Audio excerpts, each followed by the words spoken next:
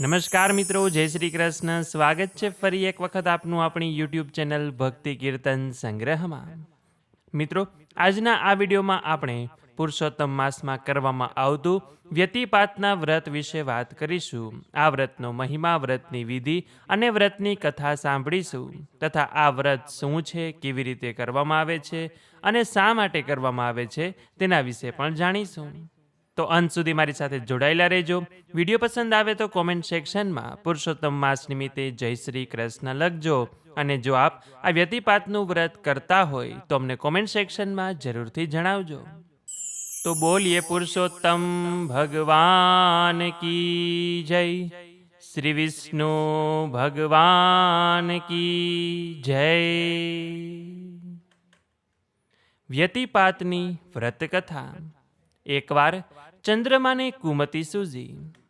ગુરુપત્ની તારા પર મોહ ઉત્પન્ન થવાથી એણે તારાનું અપહરણ કર્યું અને આ જોઈ ભગવાન સૂર્યનારાયણ અતિ ક્રોધાયમાન થયા અને ચંદ્રમા સાથે લડાઈ કરી.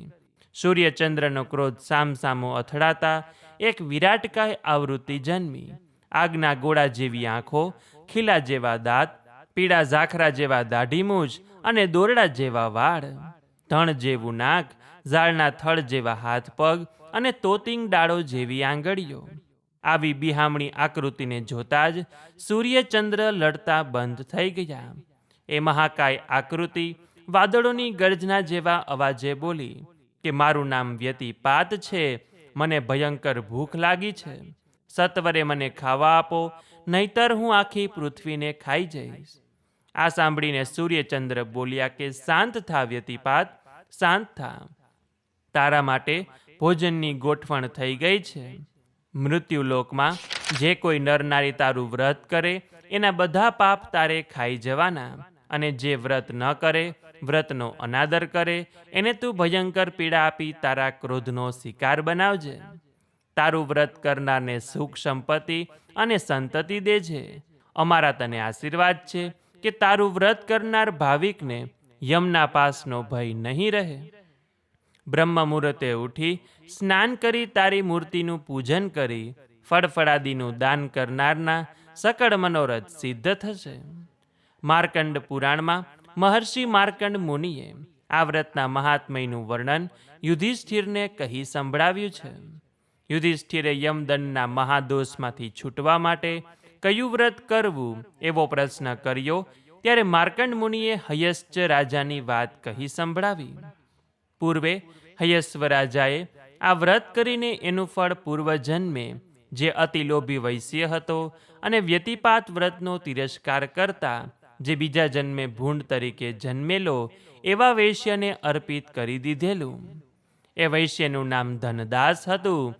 નામ પ્રમાણે જ ધનનો દાસ હતો. પૂરું ખાતો પણ નહીં, ચમડી તૂટે પણ દમડી ન છૂટે એવો લોભી. રત ઉપવાસની વાત આવતા મોં કડવું થઈ જાય. પૈસો મારો પરમેશ્વર ને હું પૈસાનો દાસ. આવો હતો એ વૈશ્ય. વ્યતિપાતના મહાપર્વનો દિવસ હતો. ભરપેટ ભોજન કરીને ધનદાસ તકિયા ગાદી પર આડો પડ્યો અને આંગળીના વેઠે વ્યાજ ગણતો હતો. એટલામાં 7 દિવસનો ભૂખ્યો બ્રાહ્મણ ત્યાં આવ્યો અને કરગરવા લાગ્યો. શેઠ, આજે વ્યતિપાતનું મહાપર્વ છે, દયા કરીને બટકું રોટલો આપો તો મારી આતરડી ઠરે. 7 દિવસનો ભૂખ્યો છું. આપવાની વાત આવી ત્યાં તો શેઠને ટાઢ ચડી ગઈ. એ તો માંડ્યો ગાળો દેવા. જેમ જેમ બ્રાહ્મણની આજીજી વધતી જાય તેમ તેમ શેઠની ગાળો વધતી જાય. બ્રાહ્મણે વ્યતિપાતની દુહાઈ દઈને ચપટી લોટ માગ્યો. ખીજાયેલા શેઠે લીધી લાકડી અને બ્રાહ્મણને ઢીબવા લાગ્યો. બ્રાહ્મણની સાથે વ્યતિપાતની ગાળો દીધી. ઢોરની જેમ માર ખાતા બ્રાહ્મણે શ્રાપ દીધો કે હે ધન લોભી, તે મારી બળતી આતરડીને ઠારવાના બદલે વધુ બાળી છે. તારા પેટમાં લાય લાગશે. આવતા જન્મે તું ભૂંડ બનીને વન વન ભટકીશ.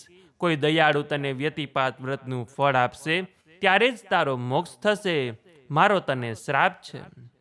શ્રાપ દઈને બ્રાહ્મણ તો ચાલ્યો ગયો. ધનદાસના ગભરાટનો પાર ન રહ્યો.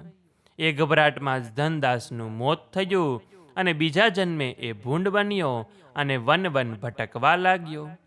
એના દુર્ભાગ્યે વનમાં દવ લાગ્યો. અને ભૂંડ પણ એ દવમાં સપડાઈ ગયો. એના અંગો બળી ગયા, પીડાનો તો પાર ન રહ્યો. અંગે અંગે કાળી બળતરા ઉઠી, ન ખાઈ શકતો, ન પી શકતો, ભૂખ્યો તરસ્યો એ પ્રભુ પાસે મોત માગવા લાગ્યો. એક દિવસ મૃગ્યા રમવા નીકળેલો હયશ્વ રાજા એ વનમાં આવ્યો અને ભૂંડની હાલત જોતા એને દયા આવી.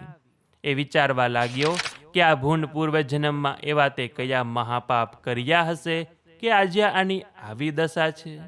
એ જ ક્ષણે ભૂંડને વાચા ફૂટી પૂર્વજન્મે પોતે કરેલા પાપની અને બ્રાહ્મણના શ્રાપની વાત કરતા કહ્યું કે કોઈ મને વ્યતિપાત વ્રતનું ફળ આપે તો મારો મોક્ષ થાય.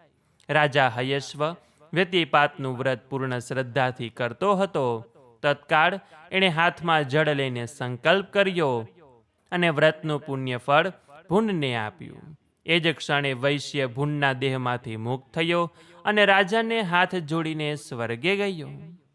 વ્યતિપાત વિઘ્ન વિદારણ હરે સઘળા પાપ, વાસ થાય ગોલોકમાં પુણ્ય એનું અમાપ.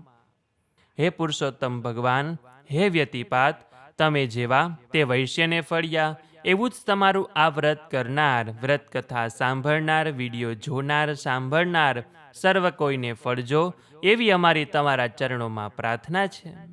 તો બોલીએ પુરુષોત્તમ ભગવાન કી જય, શ્રી વિષ્ણુ ભગવાન કી જય. તો મિત્રો, આપણા ભારતીય શાસ્ત્રો અને પુરાણો અનુસાર ખાસ કરીને પુરુષોત્તમ માસમાં વ્યતિપાત વ્રતનું અત્યંત મહિમા ગાવામાં આવ્યો છે. આ યોગને સાધના, જપ અને દાન માટે સર્વોત્તમ માનવામાં આવે છે. શાસ્ત્રો અનુસાર કુલ 27 યોગ છે અને આ 27 યોગમાંથી વ્યતિપાત યોગને ખૂબ જ શક્તિશાળી માનવામાં આવ્યો છે. એવી માન્યતા છે કે આ યોગની ઉત્પત્તિ ભગવાન સૂર્ય અને ચંદ્રના તેજના મિલનથી થઈ છે અને આ દિવસે કરવામાં આવતી ભગવાનની ભક્તિ ભગવાન સુધી અવશ્ય પહોંચે છે. ખાસ કરીને પુરુષોત્તમ માસમાં જ્યારે આ યોગ આવે ત્યારે તે સુવર્ણ તક સમાન ગણાય છે. વ્યતિપાત વ્રત વિશે એવું કહેવાય છે કે જે વ્યક્તિ આ દિવસે સાચા મનથી ઉપવાસ અને ભક્તિ કરે છે તેના જન્મો જન્મના પાપનું સમન થઈ જાય છે. એટલે અજાણતા થયેલી ભૂલો અને પાપોના પ્રાયશ્ચિત માટે આ દિવસને ઉત્તમ ગણવામાં આવ્યો છે. એવું માનવામાં આવે છે કે આ દિવસે પિતૃઓના નિમિત્તે કરવામાં આવેલું દાન કે તર્પણ વિધિ એ આપણા પિતૃઓને તૃપ્તિ અપાવે છે. અને જો કોઈ વ્યક્તિ પિતૃદોષથી પીડાતી હોય તો આ યોગમાં ભગવાન વિષ્ણુનું પૂજન કરવાથી અને આ દિવસે વ્રત કરવાથી તે દોષમાંથી રાહત પણ મળે છે. કહેવાય છે કે સામાન્ય દિવસોમાં કરવામાં આવેલા દાન કરતાં આ વ્યતિપાત યોગમાં કરેલા દાનનું ફળ 1000 ગણું નહીં પરંતુ લાખો ગણું વધારે મળે છે. તો હવે આ વ્યતિપાતનું વ્રત કરવું કેવી રીતે? તો કહેવાય છે કે આ દિવસે સવારે વહેલા ઉઠી સ્નાનાદિ કાર્યોમાંથી પરવારીને ભગવાન વિષ્ણુ સમક્ષ આ વ્રતનો સંકલ્પ કરવામાં આવે છે. શક્ય હોય તો આજના દિવસે ઉપવાસ જ કરવામાં આવે છે. આજના દિવસે અનાજ લેવામાં આવતું નથી. એટલે આપ આજના દિવસે નિર્જળા ઉપવાસ કરી શકો છો, પ્રવાહી લઈને ઉપવાસ કરી શકો છો, ફળાહાર લઈને ઉપવાસ કરી શકો છો કે પછી ફરાળ લઈને પણ આ વ્રત કરી શકાય છે. અને આ વ્યતિપાત વ્રતમાં ભગવાન વિષ્ણુનું પૂજન કરવામાં આવે છે. ભગવાનની મૂર્તિ હોય તો પંચામૃતને શુદ્ધ જળથી સ્નાન કરાવી પીળા વસ્ત્રો, ચંદન અને તુલસીના પાન ભગવાનને અર્પણ કરીને ભગવાન સમક્ષ ઘીનો દીવો પ્રગટાવી ધૂપદીપ કરવા, ભગવાનની આરતી કરવી, પ્રસાદ ધરાવો અને ત્યાં બેસીને વ્યતિપાત વ્રતની કથા સાંભળવામાં આવે છે. આ દિવસે ગાયને ઘાસ ખવડાવવું, ગરીબ જરૂરિયાતમંદ લોકોને યથાશક્તિ વસ્તુનું દાન કરવું તથા કાંસાના વાસણમાં ઘી કે મીઠાઈ ભરીને નિયાણાને, દીકરીને દાન કરવું એ ખૂબ જ મહત્વ ગણવામાં આવ્યું છે. સાથે જ આજના દિવસે ધાર્મિક પુસ્તકોનું વાંચન પણ કરવામાં આવે છે. ગીતાજી છે, રામાયણ છે, ભાગવત કથા છે તે વાંચવામાં આવે છે, સાંભળવામાં આવે છે. એટલે આ દિવસે આ કાર્યો કરવાથી, ભગવાન પુરુષોત્તમનું પૂજન કરવાથી, આરાધના કરવાથી આપણા અટકેલા કાર્યો પૂર્ણ થાય છે, આર્થિક મુશ્કેલી દૂર થાય છે અને પરિવારમાં શાંતિ જળવાઈ રહે છે. જે વ્યક્તિ નિસ્વાર્થ ભાવે આ વ્યતિપાતનું વ્રત કરે છે તેમને અંતે મોક્ષની પ્રાપ્તિ થાય છે. તો મિત્રો, આજના વિડીયોમાં આપણે પુરુષોત્તમ માસમાં કરવામાં આવતું વ્યતિપાત વ્રતનું મહિમા, વ્રતની વિધિ અને વ્રતની કથા સાંભળી. આશા છે કે આપ સૌ લોકોએ પણ અમારી સાથે સાંભળ્યું હશે. તો જો આપે અમારી સાથે આ કથા વાર્તા સાંભળી હોય તો વિડીયોને લાઇક કરી તમારા મિત્રોને મોકલી, અમારી ચેનલમાં નવા હોય તો સબસ્ક્રાઈબ કરી દેજો કે જેથી કરીને આવી જ રીતે પુરુષોત્તમ માસની દરેક કથા વાર્તા સાંભળવા મળે. તો આ સાથે હવે મને રજા આપો. મળીશું ફરીથી એક નવા વિડીયોમાં. ત્યાં સુધી આપ સૌ લોકોને અમારી ચેનલના જય શ્રી કૃષ્ણ. ધન્યવાદ. મારી સાથે જોડાઈ રહેવા બદલ, મને સાંભળવા બદલ આપ સૌ લોકોનો ખૂબ ખૂબ આભાર.